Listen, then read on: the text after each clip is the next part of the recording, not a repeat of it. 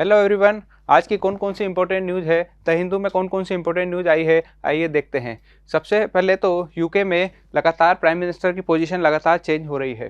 3 महीने में 3 prime minister आए हैं। दरअसल यूके में जो है वो पार्लियामेंट्री सिस्टम है। हमारे लिए ये इम्पोर्टेंट है कि यूके मतलब पार्लियामेंट्री सिस्टम। पार्लियामेंट्री सिस्टम को आप ऑलरेडी अच्छे तरीके से जानते हैं, क्योंकि इंडिया में भी पार्लियामेंट सिस्टम होता है। किसी भी डेमोक्रेसी में दो तरीके से गवर्नमेंट को चलाया जाता है। एक होती है पार्लियामेंट्री सिस्टम, एक होती है प्रेसिडेंशियल सिस्टम।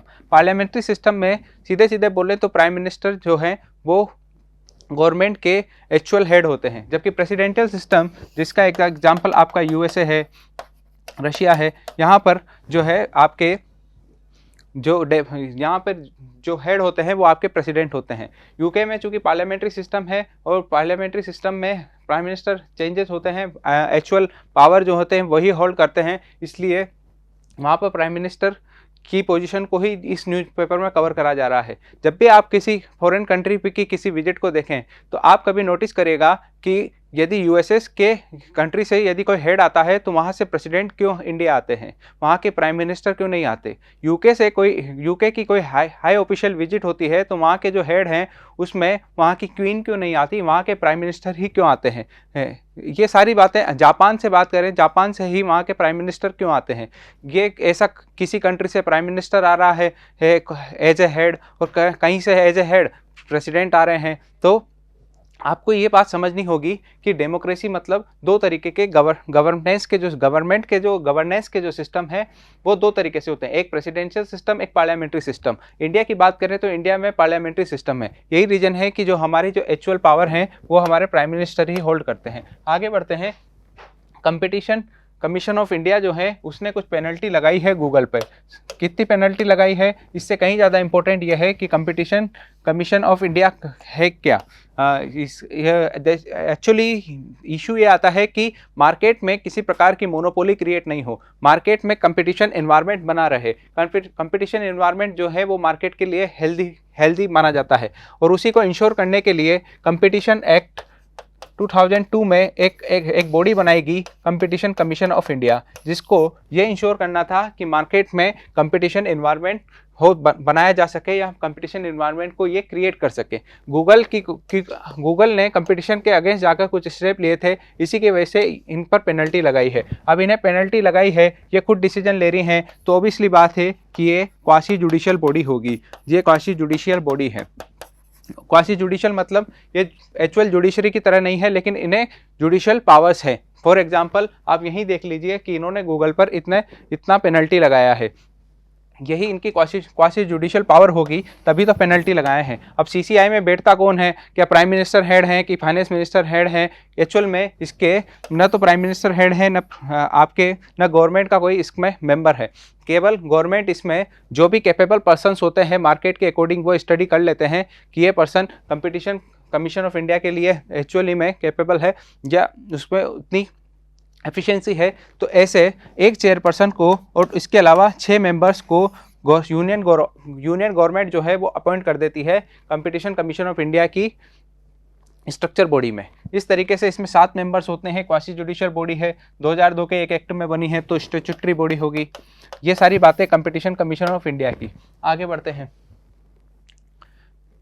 अगेन एक इम्पोर्टेंट मिशन चला है आपका, मिशन लाइफ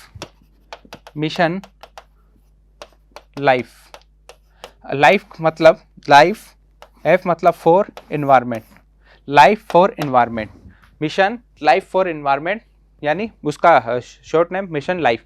दरअसल एनवायरनमेंट के अकॉर्डिंग हम अपनी लाइफ को किस तरीके से चेंजेस ला सकते हैं जो एनवायरनमेंट के प्रोस्पेक्ट में ठीक हमारे लिए आने वाले टाइम में सही हो, उसी के रिगार्डिंग एक मिशन चालू करा है, मिशन लाइफ। ये दरअसल जब से पेरिस एग्रीमेंट हुआ है, पेरिस समिट जो हुआ था 2015 का, उसके बाद से ही क्लाइमेट चेंज लगातार से गवर्नमेंट के लेवल पर, जो इंटर गवर्नमेंट लेवल होती है वर्ल्ड लेवल पर, जो इंटर गवर्नमेंट लेवल की जो मीटिंग्स होती है वहाँ पर क्लाइमेट चेंज लगातार से एक डिस्कशन का इशू रहा है। हम एक्चुअली में इन्वायरमेंट में बात करें तो अभी हमारा जो इन्वायरमेंट है वो जो प्लेनेट है, इन्वायरमेंट में भी पूरा प्लेनेट की ही ले लें तो अभी जो प्लेनेट है वो 3 तरीके के इन्वायरमेंटल चैलेंजेस से सामना कर रहा है। एक तरीके से बोलें तो ट्राई प्लानिटरी चैलेंजेज या क्राइसिस बोल दीजिए। ट्राई प्लानिटरी क्राइसिस में एक तो है आपका क्लाइमेट चेंज, एक है आपका पोल्यूशन हम लगातार डिस्कस कर रहे थे, लगातार हमने दिल्ली के केस स्टडी भी देखी थी। एक है आपका बायोडाइवर्सिटी लॉस। तीनों के एग्जाम्पल हम लगातार न्यूज़पेपर में देख रहे हैं, इसीलिए इसको ट्राई प्लानिटरी क्राइसिस देखते हैं। फॉर एग्जांपल पोल्यूशन में दिल्ली की केस स्टडी देखी, बायोडाइवर्सिटी लॉस में हमने वल्चर्स की, कल ही वल्चर्स के बारे में देखा था कि किस तरीके से वल्चर्स की बायोडाइवर्सिटी में लॉस हो रहा है। क्लाइमेट चेंज के बारे में हम ऑलरेडी जानते हैं किस तरीके से जो रेनफॉल का पैटर्न अभी लगातार बदल रहा है कि अक्टूबर में भी रेनफॉल हो रहा है। ग्लोबल वार्मिंग देख लीजिए, अक्टूबर में भी इतना ज़्यादा टेम्परेचर हो रहा है। तो ये सारी बातें क्लाइमेट चेंज से जुड़ती है। तो अभी इन्वायरमेंट के एंगल से देखें तो अभी हमारा प्लेनेट जो है वो ट्राई प्लानिटरी क्राइसिस से गुजर रहा है। ये तीन प्लेनेट पे तीन क्राइसिस हैं, एक है आपका क्लाइमेट चेंज, पोल्यूशन और बायोडाइवर्सिटी। इसमें क्लाइमेट चेंज के लिए कुछ मिशन चालू करा है, मिशन लाइफ। ऑब्वियसली बात है गवर्नमेंट ऑफ इंडिया का है तो मिनिस्ट्री ऑफ एनवायरनमेंट का ये मिशन होगा। अभी ये लॉन्च हुआ है। इस मिशन में क्या होगा, आने वाले टाइम में ही जो पीआईबी पे इसकी गाइडलाइंस आएगी कि आने वाले इस मिशन के थ्रू गवर्नमेंट करना क्या चाहती है। करना तो क्या इसी में नज़र आ रहा है कि life style for environment, life style में चेंजेस किस तरीके से लाएंगे। इस एक तरीके से अवेयरनेस कैंपेन ही रहने वाला है। हमने आर्टिकल 21 की बात करी थी एक दो दिन पहले, और उसी में आया है supreme court reject plea to lift ban on fire cracker sale. इसी पे लगातार अपडेट आता जा रहा है। ये दिल्ली की स्पेसिफिक न्यूज़ थी। आगे बढ़ते हैं। हमारे लिए जो इम्पोर्टेंट न्यूज़ आई है वो आपके यहाँ पर मिलेगी आपको कर्नाटक की। एक कर्नाटक में ये आया है कि कर्नाटक जो है वहाँ पर रिजर्वेशन पॉलिसीज़ में कुछ चेंजेस आने वाले हैं। किस स्टेट में रिजर्वेशन पॉलिसीज़ में क्या चेंजेस आएंगे, ये इससे कहीं ज़्यादा इंपॉर्टेंट है आपके लिए ये है कि रिजर्वेशन पॉलिसीज़ में है क्या। दरअसल रिजर्वेशन पॉलिसी जो है वो आपके राइट टू इक्वलिटी के में कुछ एक्सेप्शन केसेस हैं, उन्हीं के रिगार्डिंग रिजर्वेशन पॉलिसी लाई गई थी। आर्टिकल 15 और आर्टिकल 16 में इसका स्पेसिफिक जिक्र है। और इसी में लगातार ये गवर्नमेंट ने अपना वोट बैंक को इंश्योर करने के लिए रिजर्वेशन पॉलिसीज़ को लगातार आगे बढ़ाया है। लेकिन एक टाइम ये आ गया था कि रिजर्वेशन जो है वो आपका 50% से ज़्यादा हो गया था। आप लोगों ने इंदिरा साहनी केस के बारे में सुना होगा, मंडल कमीशन, फिर उसके बाद ये इंदिरा साहनी केस आया था। चूँकि ये मंडल कमीशन की रिपोर्ट के बाद आया था तो इसे मंडल केस भी बोलते हैं। मंडल केस को आप लोगों को पढ़ना ज़्यादा ज़रूरी है। मंडल केस में साफ साफ बोला गया था कि रिजर्वेशन होगा उससे आपका जो जितनी कैप होनी चाहिए, अब रिजर्वेशन के लिए इन्होंने कैप इंश्योर कर दी थी इंदिरा साहनी केस में कि रिजर्वेशन मैक्सिमम 50% होगा। अब आप इसमें जितना एसटी का दो तो दे दो, जितना एसटी का देना है दो, जितना ओबीसी का देना है दो। इसमें ईडब्ल्यूएस नहीं है। एसटी एससी ओबीसी का रिजर्वेशन जो है वो 50% होगा। रिजर्वेशन के बारे में डीपीएसपी में ही बात करी गई है कि डीपीएसपी में गवर्नमेंट को ये इंश्योर करने के लिए बोला गया है, कॉन्स्टिट्यूशन जो मेकर्स थे उन्होंने, कि जो हमारे जो इकोनॉमिक और सोशल लेवल पर जो पिछड़े हुए लोग हैं, बैकवर्ड क्लास हैं, उनके लिए उनकी सेफ्टी को इंश्योर करेगा मल्टीपल लेवल्स पर। यह बात हमारे डायरेक्टिव प्रिंसिपल्स में लिखी गई है। इसके अलावा आर्टिकल 15 आर्टिकल 16 में भी कॉन्स्टिट्यूशन के इस पार्ट में भी इन आर्टिकल्स में भी रिजर्वेशन के बारे में जिक्र है। आगे बढ़ते हैं।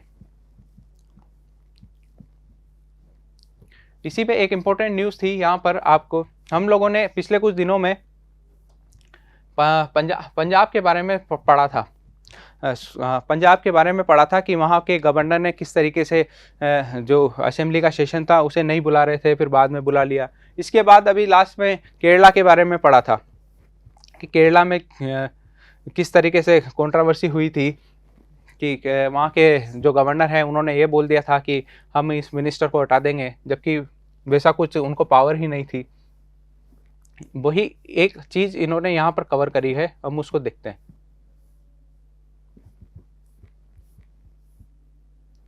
आपको दिख रहा होगा कि फेस ऑफ देखने को मिल रहा है बिटवीन गवर्नर एंड आप गवर्नमेंट। दरअसल मेरा इंटेंशन यही है कि मैं एक चीज़ से दोनों एग्जांपल जो है दोनों केसेस को कवर कर लूँ। पंजाब गवर्नमेंट में गवर्नर और वहाँ की जो मिनिस्टर्स हैं उनके बीच में कंट्रोवर्सी, एक एग्जांपल ये हमने पहले भी डिस्कस करा था। एक जो हम लगातार 2 दिन से डिस्कस कर रहे थे कि आरिफ मोहम्मद जो केरला के गवर्नर हैं उनके और वहाँ के जो है एजुकेशन मिनिस्टर हैं, सीनियर एजुकेशन मिनिस्टर, उनके बीच के कंट्रोवर्सी। दरअसल आपके लिए इम्पोर्टेंट अब यह हो जाता है इतनी सारी न्यूज़ आने के बाद कि आप जो है वो कॉन्स्टिट्यूशन के आर्टिकल 163 और आर्टिकल 164 को पहचानें। आर्टिकल 163 ये बोलता है कि गवर्नर जो हैं वो गवर्नमेंट के काम करेंगे, लेकिन गवर्नमेंट के जितने भी काम होंगे वो गवर्नर के नाम से होंगे, गवर्नर उस पर साइन करेंगे, गवर्नर ही उसके लिए रिस्पॉन्सिबल होंगे। लेकिन गवर्नर जो भी काम करेंगे, जो भी उनको डिसीजन लेने हैं, वो उनके इंडिविजुअल डिसीजंस नहीं होंगे, वो ओनली केवल और केवल ministers of council of ministers की एडवाइस पर काम करेंगे, काउंसिल ऑफ मिनिस्टर्स की एडवाइस पर काम करेंगे, जिसके हेड हमारे सीएम होंगे। ये बात लिखी गई है, आर्टिकल 163 की डेफिनेशन है कि गवर्नर जो भी काम करेंगे वो इंडिविजुअल नहीं करेंगे, वो काउंसिल ऑफ मिनिस्टर की एडवाइस पे काम करेंगे, वो काउंसिल ऑफ मिनिस्टर जिसके हेड चीफ मिनिस्टर होंगे। ये आर्टिकल जुड़ता है आपके पंजाब वाले केस से, जबकि आर्टिकल 164 जुड़ता है आपके केरला वाले केस से, जिसमें यह बोला गया है कि गवर्नर जो हैं वो अपने अकॉर्डिंग सीएम को अपॉइंट कर सकते हैं अपनी जिस पार्टी को चाहें, लेकिन यदि जिस भी मिनिस्टर को उन्हें अपॉइंट करना है वो केवल और केवल सीएम की एडवाइस पर ही अपॉइंट कर सकते हैं। ये आर्टिकल 164 केरला से जुड़ रहा है, जब अपॉइंट कर सकते हैं। इसके अलावा ये इंडिविजुअल रिस्पॉन्सिबल होते हैं गवर्नर के लिए मिनिस्टर्स, लेकिन गवर्नर इन्हें अपनी मर्जी से नहीं हटा सकता, ये केवल सीएम की एडवाइस पर अपॉइंट हो रहे हैं, सीएम की एडवाइस पर ही किसी पर्टिकुलर मिनिस्टर को हटा सकता है। ये 164 वाला आर्टिकल जुड़ता है आपके केरला वाले केस से। तो यही दो आर्टिकल पढ़ाए जाते हैं कॉन्स्टिट्यूशन में कॉम्पिटिटिव एग्जाम्स के लिए। एक आर्टिकल अभी करंट में आपके पंजाब से जुड़ रहा है 163, और 164 वाला आपके केरला के केस से जुड़ रहा है। आगे बढ़ते हैं, कौन सी इंपॉर्टेंट न्यूज़। इसके अलावा एक इंपॉर्टेंट न्यूज़ आपके जो आई है वो है आपके अगेन वल्चर को कवर करा है। इन्फ्लेशन की न्यूज़ है, देख लीजिए आप, इन्फ्लेशन का इशू आ रहा है मिल्क सप्लाई का, वो हमने CPI, WPI, IIP already discuss कर चुके हैं। एक जो इंपॉर्टेंट न्यूज़ आई है वो आई है आपके वल्चर्स पे। वल्चर्स के बारे में हमने कल डिस्कस करा था। तो तमिलनाडु की में 4 स्पीसीज हैं इंडेंजर्ड, क्रिटिकली इंडेंजर्ड और इंडेंजर्ड, जिन्हें प्रोटेक्शन प्रोवाइड करने के लिए इन्होंने एक इंस्टीट्यूशनल फ्रेमवर्क तैयार करने की कोशिश करी है तमिलनाडु गवर्नमेंट ने। और ये कौन कौन से वल्चर्स को ये कवर करेंगे इस प्रोग्राम में या इस फ्रेमवर्क में, तो उसमें एक है आपके वाइट रैम्प वल्चर, सेकंड है आपके लॉन्ग बिल्ड वल्चर, और थर्ड है आपके एशियन किंग वल्चर, और लास्ट है इजिप्टियन वल्चर। इंडिया में टोटल 8-9 तरीके के वल्चर्स मिलते हैं। क्योंकि ये तमिलनाडु गवर्नमेंट की स्पेसिफिक स्कीम है, तो जो वहाँ पर तमिलनाडु में जो नेटिव वल्चर्स होंगे वो टोटल यहाँ पर 4 तरीके के हैं, और उनमें भी वो जो क्रिटिकली इंडेंजर्ड है, ये चारों क्रिटिकली इंडेंजर्ड और इंडेंजर्ड है, तो इन्हें कवर करेंगे। इनको सेव करने के लिए, वल्चर्स को सेव करने के लिए तमिलनाडु गवर्नमेंट ने एक प्रोग्राम चलाया है। तो आपसे यदि पूछ दे कि अभी कौन से स्टेट ने वल्चर्स के कंजर्वेशन के लिए अभी में कुछ स्टेप्स लिए हैं या प्रोग्राम चलाया है या कोई मिशन चलाया है, तो वो आपका तमिलनाडु गवर्नमेंट हो गया। थोड़े दिन पहले आपको केजी बालाकृष्ण कमेटी के बारे में बताया था, केजी बालाकृष्ण कमेटी के बारे में बताया था, जिसमें यह बताया था मैंने आपको कि क्या दलित मुस्लिम और दलित क्रिश्चियन जो जिनका पिछले कुछ टाइम में जिनका रिलीजन चेंज हो गया हो या उन्होंने किसी फोर्स कंडीशंस में वो अपना रिलीजन चेंज कराया हो, तो ऐसे दलित मुस्लिम्स और दलित क्रिश्चियंस को भी क्या एससी का स्टेटस मिलना चाहिए या नहीं मिलना चाहिए, उसके लिए एक केजी बालाकृष्ण कमेटी बनी थी। ये फॉर्मर हमारे चीफ जस्टिस ऑफ इंडिया हैं। ये 3 मेंबर्स की इस कमेटी को ये काम दिया था कि दलित मुस्लिम्स और दलित क्रिश्चियंस को एससी का स्टेटस मिलना चाहिए नहीं मिलना चाहिए। मैं ऑलरेडी आपको क्लियर कर चुका हूं काफ़ी बार कि एससी और एसटी कोई कास्ट या जाति नहीं है, ये एक स्टेटस है, ये एक पॉलिटिकल स्टेटस है, ये कॉन्स्टिट्यूशन ने हमें दिया है। जबकि दलित जो है वो हमारे कास्ट से जुड़ता है। तो पास्ट टाइम में, पिछले कुछ टाइम में ऐसे जिनका रिलीजन चेंज हुआ है उनको एससी, और उनमें जो दलित हैं उन्हें एससी का स्टेटस मिलना चाहिए नहीं मिलना चाहिए, उसके लिए एक केजी बालाकृष्ण कमेटी बनी थी। आप इतना ध्यान रखिएगा, आपसे पूछेगा कि केजी बालाकृष्ण कमीशन या कमेटी किससे रिलेटेड है, तो वो आपके जो दलित मुस्लिम और दलित क्रिश्चियंस को एससी का स्टेटस मिले या नहीं मिले, इससे रिलेटेड है। ये पूरी बात सबसे इम्पोर्टेंट यही है। ये जो है वो 3 मेंबर्स की कमेटी है। के.जी. बालाकृष्ण कौन है? तो हमारे चीफ जस्टिस ऑफ इंडिया है। आगे बढ़ते हैं। ये वल्चर्स वाला आर्टिकल जो हम ऑलरेडी डिस्कस कर चुके हैं। एनर्जी क्राइसिस अभी यूरोप में शेप ले रहा है, कैसे ले रहा है? ऑलरेडी बात करे थे कि किस तरीके से जो हमारा बाल्टिक सी था, बाल्टिक सी में नॉर्ड स्ट्रीम 1, नॉर्ड स्ट्रीम 2 हम ऑलरेडी काफ़ी बार डिस्कस कर चुके हैं। हमने देखा था कि बाल्टिक सी में किस तरीके से जो गैस लीकेज हो रही थी, उसकी वजह से रशिया वाला जो सप्लाई हो रही थी यूरोपियन कंट्रीज़ में, स्पेशली वेस्टर्न यूरोपियन कंट्रीज़ में, वो इफ़ेक्ट कर गई थी। और एक के बाद एक यहाँ पर जो है एनर्जी के प्राइजेज लगातार बढ़ रहे थे। फिर रशिया ने नॉर्ड स्ट्रीम 2 से सप्लाई की बोला था। तो ये सारा केस हम ऑलरेडी डिस्कस कर चुके हैं कि यूरोप में अभी प्राइस जो एनर्जी क्राइसिस की कंडीशंस क्यों क्रिएट हो रही है। दरअसल वो पूरा बाल्टिक सी में पाइपलाइंस के में थोड़ा बहुत टूट फूट होने की वजह से ऐसा हो रहा है। अगेन वल्चर्स को फिर कवर करा जा रहा है। वल्चर्स के बारे में ऑलरेडी डिस्कस कर लिया है। पॉलिटिकल न्यूज़ है, इतनी इंपॉर्टेंट नहीं है। पीएम की visit, again political news, x PM Mayawati. आगे बढ़ते हैं।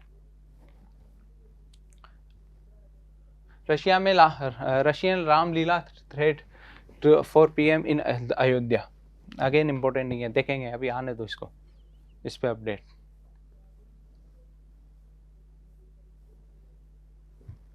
ज्योग्राफी से काफ़ी दिनों से कोई करंट की न्यूज़ नहीं आ रही थी, लेकिन आज आई गई है कि वेस्ट ऑफ बंगाल में ये लो प्रेशर बन रहा है, वहाँ वो इसकी वजह से वहाँ इन फ्यूचर में साइक्लोन देखने को मिल सकता है। दरअसल ये है क्यों? कभी तो देखते थे ये अभी क्यों आ रहा है, साइक्लोन की कंडीशंस बन क्यों रही है अभी। दरअसल हम इंडिया के प्रोस्पेक्ट में बात करें तो इंडिया में साइक्लोन जो है वो आपको 2 टाइम देखने को मिलेंगे, एक मई जून में और एक आपके अक्टूबर नवंबर में। इस तरीके से अभी हम साइक्लोन की बात करें, साइक्लोन यदि इंडिया के प्रोस्पेक्ट में बात करें तो इंडिया में 2 टाइम आपको साइक्लोन देखने को मिलेंगे। एक आपका प्री मानसून साइक्लोन जो आपके मई या जून में आएंगे मानसून के पहले, और एक आपका पोस्ट मानसून साइक्लोन जो आपके अक्टूबर नवंबर में आएंगे, यानी मानसून के विड्रॉ होने के बाद। प्री मानसून हमने देखा था मई जून वाला, और इसके भी काफ़ी सारा केसेस आप लोगों ने यदि पिछले कुछ लगातार इस न्यूज़पेपर को फॉलो कर रहे हैं तो इस टाइम भी आपको काफ़ी साइक्लोन देखने को मिले थे। और अब चूंकि मानसून का विड्रॉ हो चुका है तो अब पोस्ट मानसून साइक्लोन बनना स्टार्ट हो गए हैं अक्टूबर नवंबर में। यहाँ एक और चीज़ का जिक्र है, वो है आपका लो प्रेशर। दरअसल साइक्लोन कुछ नहीं होता, साइक्लोन एक तरीके का लो प्रेशर ही होता है। जहाँ पर लो प्रेशर क्रिएट होता है वहाँ पर साइक्लोनिक कंडीशन क्रिएट होती है, जबकि हाई प्रेशर वाले कंडीशन में एंटी साइक्लोन कंडीशन होती है। और आपको पता है ज्योग्राफी में आप पढ़ते हैं कि विंड्स जो चलती है वो हाई प्रेशर से लो प्रेशर की तरफ चलती है। इस वजह से ये विंड्स जो है यदि एंटी साइक्लोन कंडीशन से साइक्लोन कंडीशन की तरफ आती है, और जब ये लो प्रेशर की तरफ आती है तो इस तरीके से स्ट्रेट लाइन में नहीं आती है, इनका कुछ इस तरीके से ये रोटेट होती है, और इस तरीके से रोटेट होती है लगभग 3 किलोमीटर तक। इस तरीके से विंड रोटेट होती रहती है, और उसके बाद ये इस विंड को ऊपर आसमान में चली जाती है।